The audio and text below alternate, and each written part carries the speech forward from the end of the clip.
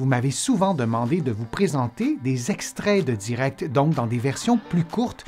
C'est ce que je fais aujourd'hui et je réponds à la question « Qu'est-ce que l'arthrite? » C'est un problème de santé qui concerne une proportion élevée de la population. Alors voici cette deuxième partie d'un direct qui répond à la question « Qu'est-ce que l'arthrite? » Maintenant, parlons d'arthrite. Qu'est-ce que l'arthrite? C'est pas une maladie, l'arthrite, c'est un peu comme si on parlait du cancer. Il y a plusieurs types de cancers qui sont complètement différents. Alors, c'est un peu la même chose. L'arthrite, ça regroupe environ une centaine de maladies inflammatoires qui sont souvent auto-immunes, c'est-à-dire que votre système immunitaire, je vous en ai souvent parlé dans mes vidéos, votre système immunitaire va se mettre à travailler pour rien d'une certaine façon et va déclencher de l'inflammation, notamment dans vos articulations. L'arthrite, c'est une maladie qui touche aussi d'autres systèmes du corps humain. C'est pas seulement les articulations. Moi, je suis physiothérapeute, je vais vous parler surtout des articulations aujourd'hui, mais il faut penser que c'est une maladie qui est beaucoup plus systémique. Ça, c'est pour l'arthrite. L'arthrose, c'est un des types d'arthrite. Alors, c'est un processus dégénératif qui entraîne éventuellement de l'inflammation, tandis que de l'arthrite, c'est une centaine de maladies, dont l'arthrose, qui sont associées à des phénomènes inflammatoires dans les articulations et qui peuvent, l'arthrite, ça peut être vraiment invalidant. La polyarthrite rhumatoïde touche environ au Canada, mais j'imagine que c'est un peu la même chose dans tous les pays, environ 1% de la population. C'est énorme. Ça, c'est un type d'arthrite, 1% de la population. Alors, c'est un problème de santé qui touche vraiment beaucoup de personnes. Il faut vraiment en tenir compte. Il y a différents types d'arthrite. Il y a la spondylarthrite ankylosante. C'est une forme d'arthrite qui touche la colonne vertébrale, le bassin et le cou. Alors, on a dans l'arthrite un type d'arthrite qui s'attaque davantage ou surtout presque exclusivement à la colonne vertébrale et au bassin. L'autre chose aussi que je voulais vous dire, je vous le disais tout à l'heure aussi, c'est que c'est important, c'est pas juste un mot arthrite ou arthrose, c'est dans ce qu'on fera aussi pour prendre soin de sa santé, mais on ne fera pas la même chose si on a un diagnostic d'arthrose, point, ou un diagnostic d'arthrite, de polyarthrite rhumatoïde, peu importe le type d'arthrite, c'est différent. Dans un contexte d'arthrite, souvent, il y a des crises d'arthrite, il y a vraiment des poussées inflammatoires.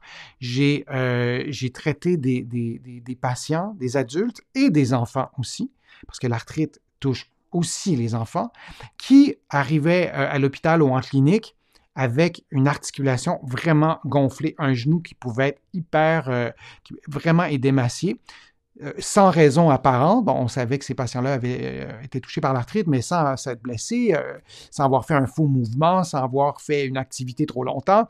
Et donc, il peut, en présence d'arthrite, y avoir vraiment des poussées inflammatoires, ça apparaît tout d'un coup.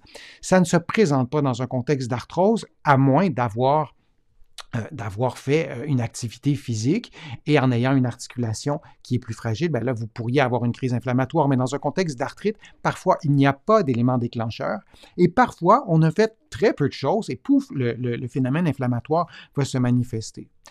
Dans un contexte d'arthrite aussi, on a de l'inflammation qui s'installe de façon chronique. Parfois, il y a toujours un peu de liquide qui va rester. Et je vous le disais, je bois beaucoup d'eau. En fait, j'en bois pas tant que ça. J'en bois avant et après. Durant le direct, je parle davantage. Mais vos articulations, en ce moment, le liquide qui est dans l'articulation, il utilise la synovie, qui est un liquide qu'on souhaite, qui est un liquide qui permet de nourrir les cartilages. Mais lorsqu'il y a de l'inflammation, il y a trop de liquide. Et ce liquide-là, en trop, n'est pas sain pour les surfaces articulaires. Alors, quand on a de l'arthrite, on veut tout faire pour drainer ce liquide excédentaire parce qu'il n'est pas, c'est pas une bonne chose pour vos articulations d'avoir une articulation qui est enflée. Moi, j'ai des patients qui me disent, bon, ça va, ça me dérange pas trop, ça me fait pas mal, mon genou est enflé, on va laisser ça comme ça. Je pense que c'est préférable d'essayer de drainer cette enflure-là parce qu'elle peut avoir des effets sur les structures articulaires. Et comme je vous le disais, ça touche autant les enfants que les adultes. Évidemment, plus on avance en âge, plus on est à risque d'avoir une forme ou l'autre d'arthrite. Par contre, il y a beaucoup de cas de polyarthrite rhumatoïde qui se manifestent dans la trentaine. Donc, ça peut commencer vraiment beaucoup plus jeune que l'arthrose qui, en général, va se manifester quand même pas mal plus tard. Il y a des questions sur les traitements. Je vais les identifier, puis on va pouvoir y répondre plus en troisième partie du direct. Il y a une question de Mamounette. Est-ce que le rhumatisme psoriasique ou l'arthrite psoriasique fait partie de l'arthrite? La réponse est oui. C'est une forme d'arthrite qui est relativement fréquente. Vous connaissez peut-être le psoriasis. Donc, ça va avec ce diagnostic-là. Et il y a des patients qui ont une forme arthritique du psoriasis, pour résumer vraiment beaucoup. Et il y avait d'ailleurs une question qui m'a été posée avant le direct par Martine. Est-ce que l'arthrite psoriasique va devenir à coup sûr invalidante? Ou alors certaines personnes se sentir relativement bien sans trop d'atteinte. Et là, elle me dit qu'elle ne pourrait pas être en direct avec nous, mais c'est sa question. Donc, il y a des formes d'arthrite psoriasique qui ne sont pas invalidantes. Il y en a qui le sont, mais dans les formes d'arthrite, sans tout mettre dans le même panier, mais c'est une forme d'arthrite parfois qui laisse un peu moins de séquelles, mais encore là, il y a des gens qui ont des formes plus graves et qui ont des séquelles. Alors, je voulais répondre à cette question-là. Et il y a vraiment beaucoup de types d'arthrite. Et si vous croyez avoir une forme d'arthrite, ou peut-être que vous avez décidé d'assister au direct, en direct maintenant ou peut-être en différé, parce que vous vous demandez est-ce que je fais de l'arthrose ou de l'arthrite. Bien, déjà, dans la première partie, on a parlé d'arthrose, là on parle d'arthrite, on a parlé d'inflammation, j'aurais pu aussi parler de chaleur. Si vous avez une articulation qui est enflée, si c'est le poignet, vous lui touchez, vous touchez de l'autre côté, est-ce que c'est plus chaud? De l'édème, une réaction inflammatoire, surtout sur des articulations qui sont relativement superficielles comme un poignet, on va sentir une chaleur. Parfois, il y a de l'enflure, mais ce n'est pas particulièrement chaud, c'est peut-être moins une crise inflammatoire. Mais dans une poussée aiguë d'arthrite, on va sentir de la chaleur. Dans l'arthrose, parfois, on va avoir des déformations. Je vous parlais des mains tout à l'heure, ou des mains. Là, je suis en train de prendre une main, comme ça.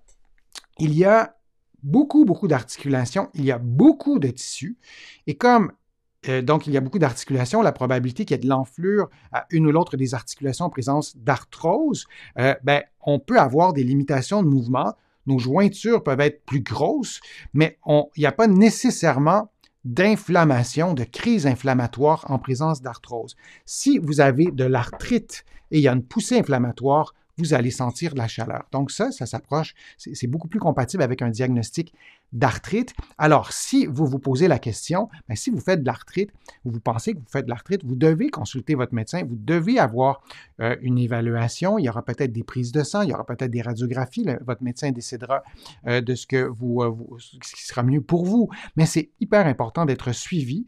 Moi, ça fait plus ou moins une trentaine d'années que je travaille comme physiothérapeute au Québec, et c'est un hasard, les premiers patients que j'ai vus, c'était des patients qui souffraient d'arthrite rhumatoïde, de polyarthrite rhumatoïde, qui n'arrivaient plus à marcher, qui avaient des membres déformés. Et ça, on en voit beaucoup moins. J'allais dire, on n'en voit presque plus, parce que les traitements se sont améliorés. Parfois, on est réfractaire un peu à prendre certains médicaments et on a le droit de poser des questions et d'avoir des réponses. Mais ce qu'on sait, c'est que grâce à ces médicaments, on a réussi à éviter des scénarios catastrophe pour certaines personnes qui avaient des déformations énormes, donc des déformations qui étaient très invalidantes. Donc, c'est important que vous consultiez. Si vous êtes dans la trentaine, par exemple, et vous vous dites, bon, moi, ça ne doit pas être de l'arthrite, ça doit être... Et là, vous avez de l'inflammation qui apparaît au poignet sans raison. La semaine d'après ou le mois suivant, vous avez la même chose au genou, puis ensuite à une autre articulation, et vous ne liez pas ces phénomènes inflammatoires et des activités que vous avez faites, et même s'il y en a, quand on est rendu à 3-4 articulations, c'est pas normal. Il faut consulter. Ça m'est souvent arrivé, des patients qui me consultent en privé. Ici au Québec, on peut consulter un physiothérapeute directement sans avoir vu son médecin et qui me consultait pour une douleur à l'épaule. Et durant l'évaluation, on se rendait compte qu'il y avait aussi de la douleur au poignet et il y avait une boiterie en raison d'une douleur à la hanche. Et là, en additionnant les morceaux du casse-tête, on pouvait avoir une crainte qui est de l'arthrite. Alors souvent, on les dépiste comme de cette façon-là, mais c'est peut-être votre cas. Alors si c'est votre cas, consultez votre médecin. Il faut vraiment avoir une évaluation complète et parfois, on fait tout l'examen et on n'arrive pas à identifier quelque chose objectivement qui nous permet de croire que c'est telle ou telle forme d'arthrite. Alors, il faut garder l'œil ouvert et parfois, on a de la difficulté à poser des diagnostics sur l'arthrite. Ce n'est pas toujours facile, hein. Il y a le diagnostic d'arthrite idiopathique. Je ne sais pas s'il y a des personnes qui ont reçu ce diagnostic-là, mais idiopathique, ça veut dire qu'on ne connaît pas la cause. Alors, ça arrive, mais il faut garder, comme je le disais, l'œil ouvert et de bien comprendre, par exemple, les poussées inflammatoires, elles sont dues à quoi? Est-ce qu'il y a un lien avec l'alimentation? En tout cas, peu importe, mais d'analyser tout ça. Et est-ce qu'il y avait une autre question ici? Oui. Est-ce que l'arthrose cervicale peut déformer les os du poignet et des doigts? Alors, donc, l'arthrose cervicale, c'est de l'arthrose qui est au cou. Alors, on ne peut pas avoir de déformation ailleurs que là. L'arthrose, c'est un phénomène local. Donc, c'est plusieurs phénomènes locaux. Donc, ça reste un phénomène local. La question peut étonner un peu. Même quand j'ai lu ça, je me suis dit, bon, pourquoi on pose la question l'arthrose au cou? Pour moi, c'est une évidence que l'arthrose au cou n'atteint pas le poignet.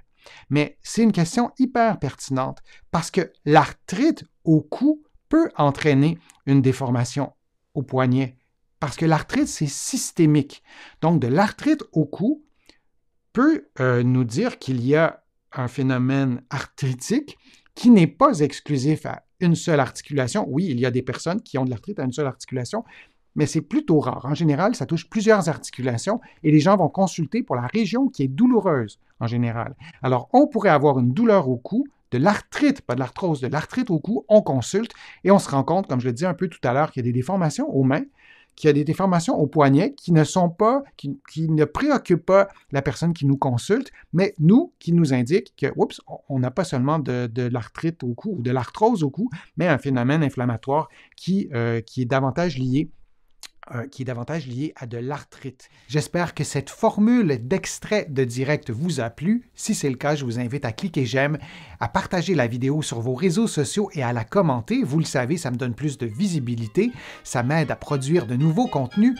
Vous allez trouver beaucoup d'informations sur mon site web, le www.denisfortier.ca. Vous pouvez vous abonner aussi gratuitement à l'infolettre. Il y a aussi beaucoup d'autres informations dans mes livres que vous pouvez trouver partout en librairie et sur le web au Canada. Mes livres sont aussi disponibles de l'autre côté de l'Atlantique. Je vais vous mettre le lien dans la description de la vidéo. Je suis Denis Fortier. Je vous remercie beaucoup. À bientôt.